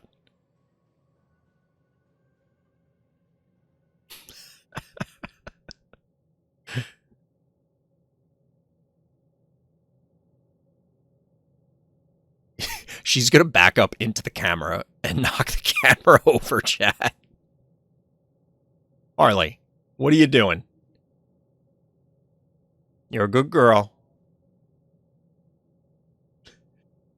I'm distracting her. Harley, what are you? Why do you do this? Every animal does this. Every animal does this. Like, you gotta find the right spot. It's funny to me. I'm gonna have to move the camera so you can see her face, because all we can see is her back, the way she lays, which I didn't know, because obviously when I'm streaming, I'm not seeing. I can't see through the green screen. So, Arlie, good girl. All right, let's get back to the game, chat. Our puppy break aside. All right, so where did we last leave our hero? 2/3 of the way through the game or so. Actually, a little bit, maybe not that far, a little over half. This game feels decided already. Like, this is a... Okay, is there a world in which bad guy can win this? Because so here's the advantages for bad guy. They do have Stabby already in position on this stim, so it is going to be very challenging for... Honestly, their Oopsie Baby probably could have stayed there. I'm not sure.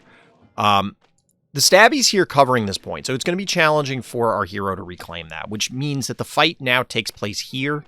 It's going to take a while to break this obstacle. There's no Terraform available for our hero. They are maxed out, but they're not under an enormous amount of pressure. Remember, this is a big map. Wait, is a switcher you up? Oh my god, bad guy. You didn't check the cooldowns? It's a rookie mistake. You hate to see it. It's a rookie mistake. You hate to see it, chat. That's hilarious. It ends up on the spot. Well done, Urk. Well done.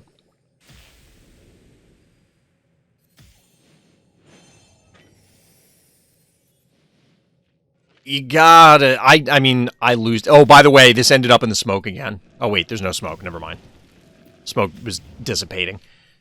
I think Graylian's earned its paycheck this week, though, chat. Graylian has earned its paycheck. I make that mistake all the time. I constantly forget to double check like terraforms or even polls sometimes. It happens all the time, and you know what? Sometimes you get them. Sometimes you get them. Sometimes you get got. But bad guy, down to 4 Phobies. Admittedly, the Graylian's gone, but now the Crushmore is gone. Our hero's at just under 4k health. So they have several turns, even in the current board state, to like crack this and then reclaim points. Although what's going to end up happening, of course, is that the Contortio is just going to claim the bottom one, stabilize, and bad guys SOL. Is there a trap here? Probably doesn't matter because it... Well, there couldn't have been because the Graylian was there, so it would have eaten it.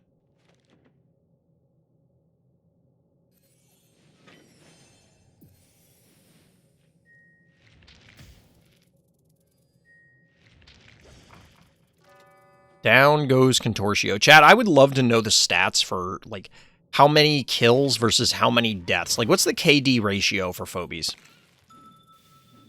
Not just the win rates, because we talk about win rates all the time, but what's the KD ratio for individual Phobies? I'd be very curious.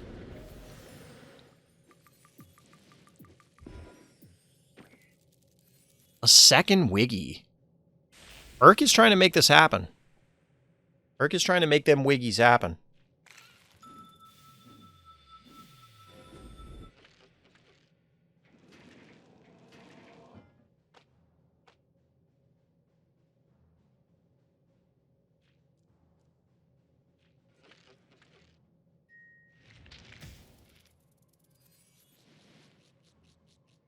Chad, should I put puppy cam on the thumbnail for YouTube?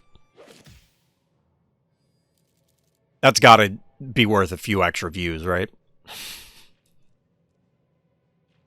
Yeah, bad guy's just going to get zoned out here. There's another 10 turns of this game, which, again, I would like to... By the way, this stabby is, like, glued to this stem, refusing to move. This is another game where I would like to believe, given the option, bad guy would have surrendered. Because what exactly is the point here?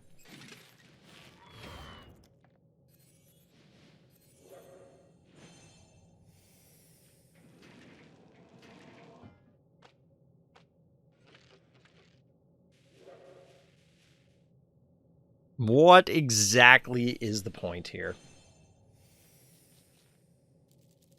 The slow death.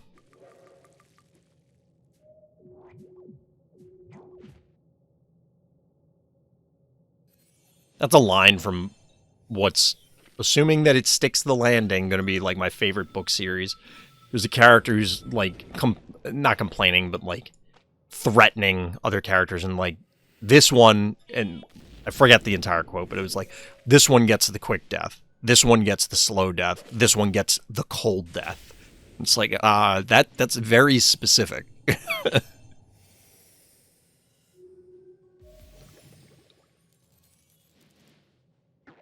Bad guy, I guess, has had enough, offering the Phobies up for their own demise. Another trap, because why not? Wiggy with the takedown.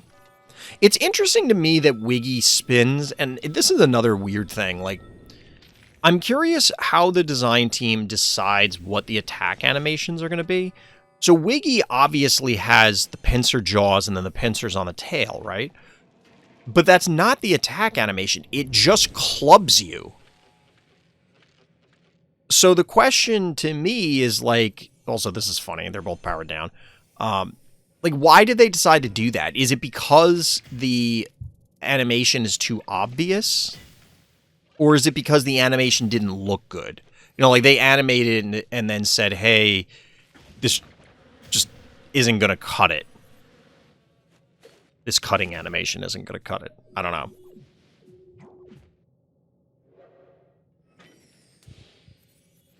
I'm trying to find other stuff to fill the space, chat, because we're just watching bad guy go out on their own terms, I guess. 5 damage on this oopsie baby. Lol.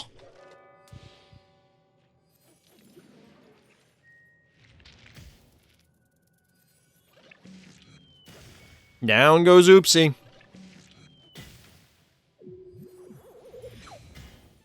Hilariously enough, the furnace face won't die.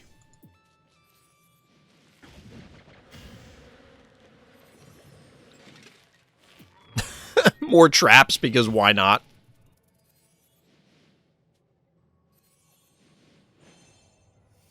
I would like to see more furnace face. I think there's still a lot of plays to be had with this. I think that furnace face is not really going to be a highlight reel phobie, though. It's not as exciting or as splashy as, oh, I got this Akira pull, I got this Switcher U, I got this incredible boop, I got this, I got the... Like, I think it's going to be a powerful play, but I just don't know if it's going to be as explosively enticing, as alluring as some of the other plays. It's just going to be like, I walked up my team, I farted out the smokestack, and then now you can never kill me. I'm just... The game ends right now because I'm taking over this area, kind of thing. Like, I kind of want to see Furnace Face show up on, like, Red Rum, and then you position yourself... Like, you inch the Furnace Face up, you walk it up close enough that your range guys can target their heart, and then you just pop Furnace Face and go, stop me. And you just can't. Hypothetically, anyway. But GG.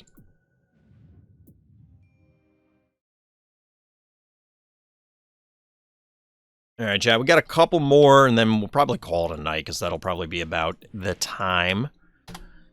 It's almost time for Santa to show up, chat.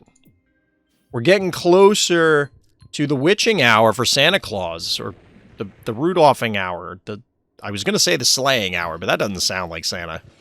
Unless it's that movie Violent Night. Did anybody see that movie? I want to see that. Movies aside, my favorite combo of 2 phobies is and always will be Droney and Hevo 2.0 Dino Nuggy. All right, yeah, I mean, I can see it. I can see it. It's definitely funny. But yeah, Chad, I think it came out last year, Violent Night, right? So they had that Krampus movie a couple years ago. Maybe a few years ago now. And then there was Violent Night, where Santa is like John McClane. I really want to see that movie because it looks so stupid in such a fantastically hilarious way. Could this Gravedigger not have just claimed the top? 1, 2, 3. I guess not. Interesting openers from both players here. Interesting openers. That didn't feel good. I don't know if people could hear that. You could probably hear me grunting, but I don't know if you could hear my neck crack. What? Hero says, bank to 15. Go. I got this many. Finnegan Spot Chap, what the hell is this game? Like, this is all right. I need to come up with a name for the award that will be, this is the weirdest game of the night.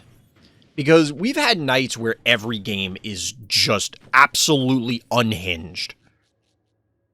Just batshit insane. And then there are nights where we have a lot of normal games. And then there are nights like this where we just have like 1 or 2 that are just out there. This is an out there game. Like, what is happening? Why did Finnegan go in to just die? I don't even think you can threaten it. Like, what is happening? Why?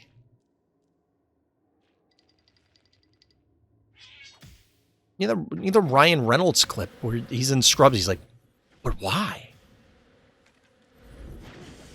So Finnegan goes down. You boot ball this away. You get another double kill. And it's just like, I don't know, bad guy. This seems like you may have made an error. There was a slight miscalculation in this.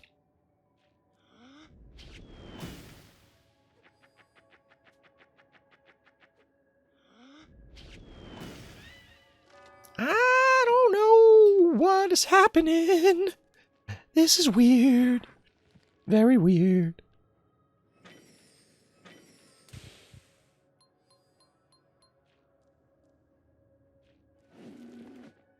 The unbearable is also weird. You know, I don't hate it. So the initial break to pop that bottom obstacle, like this one that I'm like on this side, I'm trying to get the camera right. I'm turning my wrist the wrong way. Is interesting. I don't know how valuable that is overall. I'm not gonna lie, our hero is so far ahead that I don't even care about this sheep. It really doesn't matter. You know what's funny, though? Bad guy could have just annihilated this sheep, hypothetically. Their stuff is damaged. Why can't I click? So the Sparky's obviously damaged, but I can't click on it to see because it's like in between tiles, so it won't let me click on it. Sparky's head moves in this. Look at that. It's weird. But what I was going to say is, like, Sparky was here, I think. So, like, that can move up. This moves here. You break this. Spud rolls up. Oh, no, you'd have to break it. You'd have to break here. Spud rolls in and then jar. Like, you could snipe the sheep. You might just get wrecked on the counterattack, but maybe not? Probably. I think you'd have to overextend too much. There is I guess, depending on how that works out numbers-wise, maybe you could push up like that aggressively, and then you threaten killing the Inoculus or something next turn.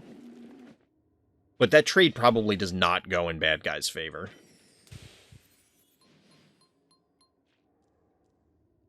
This one feels like there's...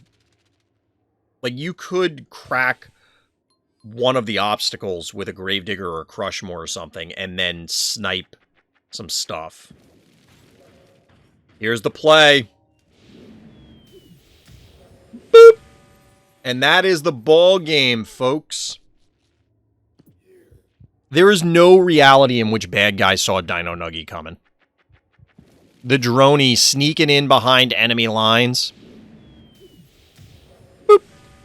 Bye-bye.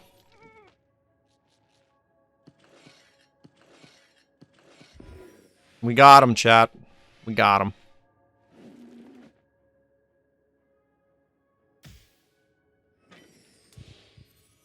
It is a good play. It is a good play.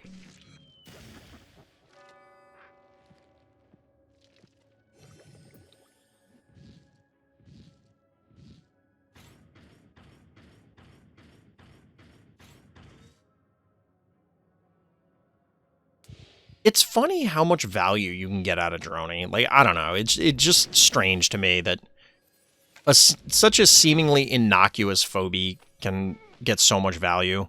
I think bad guy had already surrendered at this point. If not literally, then mentally.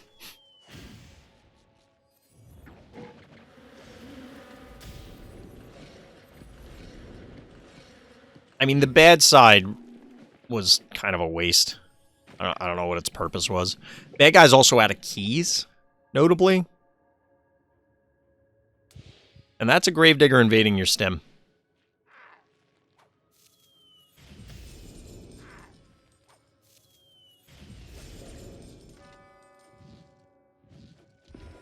You do get this chunky hit onto Hevo, but hilariously enough, that boy's just too thick. Too thick. I love the bad side attack animation. It literally throws dentures at you. I guess maybe they're not literally dentures. They might actually be its teeth.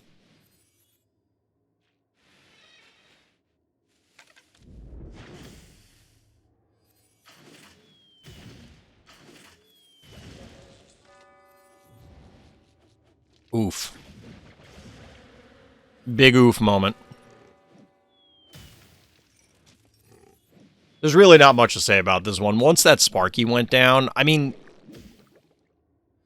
bad guy was on... Oh, that bad side doesn't die, huh? Still 5 keys remaining, by the way, for our hero. Bad guy just was not in a great position for this whole game. There were a lot of weird things going on in the beginning of this game that kind of... I don't love the vulnerability here. Wait, that doesn't die? Oh, wow. Bad guy. Is this about to get booped into oblivion again?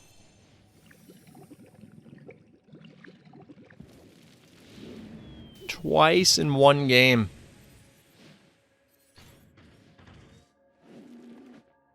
That's the way it goes.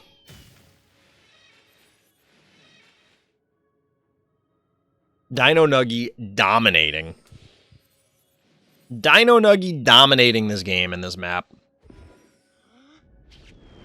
Not good enough, Spud. Not good enough. This one went from weird to an absolute bludgeoning in, like, a breath.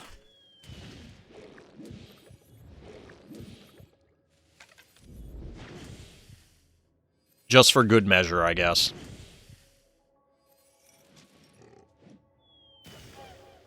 Down goes the potato. Down goes bad guy's hopes.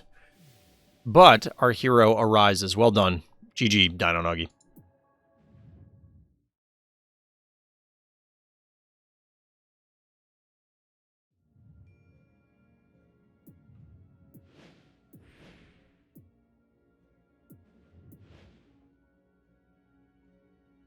Really? So I'm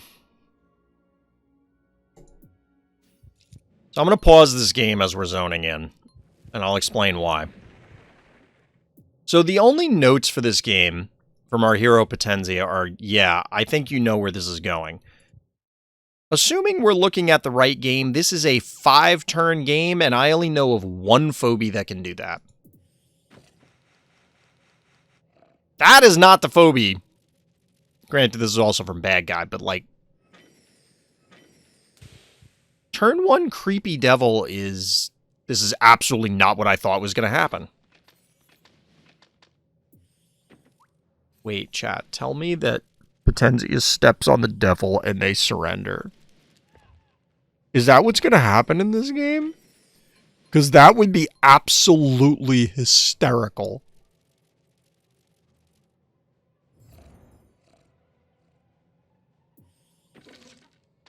Okay, so it turned invisible.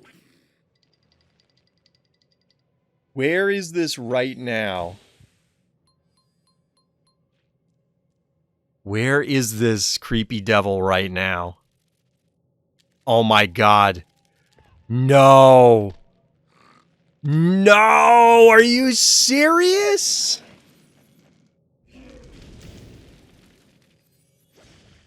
No way! You can't... Oh, yeah. Yeah, that hurts. Got him.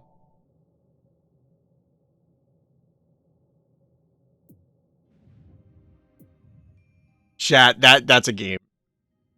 That's a game to end on, chat. Oh my god, are you serious right now? That really just happened? Oh my god. I thought this was going to be a cupcake game. I thought this was going to be a cupcake game.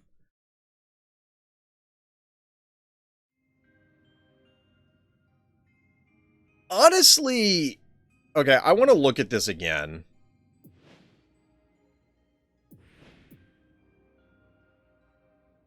I have to look at this again, because this is just fucking ridiculous. This is just like, law of averages, this was going to happen at some point, right?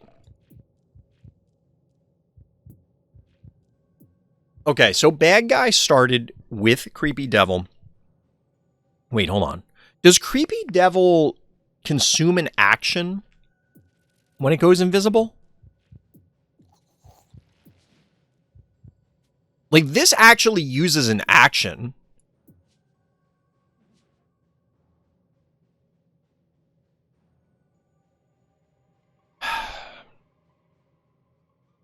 The reason I bring that up is that it does... Okay, yeah. The reason I bring it up is it obviously limits the movement. You can only go...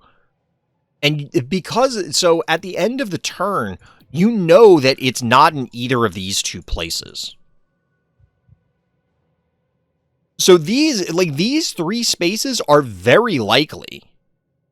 Because bad guy probably is not going to push up this far, right? Because you go 1, 2, 3, 4... 1, 2, 3, 4. Like you can't even get to these spaces, so it just limits the movement. I think the correct play from bad guy is to go here. Ramblin' Rukalu? Thank you for the follow. Finally, a Phobies streamer. There are a few, but most of them are in. They are Spanish speaking. Like Dio streams. Miss Cha does stream occasionally. I know there's a couple others that I've rated before, but they're commonly Spanish speaking. As far as I know, I'm like, quote unquote, the major English speaking streamer. It was on a panic point. Yeah, it was originally on this panic point, so it couldn't have gotten to these advanced positions. Like, it just can't reach. So that's why I'm thinking Creepy Devil should have gone here. Because then, if you don't get it on this turn, it could be anywhere, right? Because now, well, okay, so if you do what Potenzia does, so you end the turn here. Creepy Devil died on this spot, I think. So you move to these positions. If Creepy Devil's here, do you assume as Potenzia that the devil is behind Daisy and Razormouth, or do you think that it's down here? Because it has to be in one of these three spaces. Well, I guess it could have gone like really far back, but like you could have walked back to the vault. That's not going to happen. It's either here or in one of these three spaces.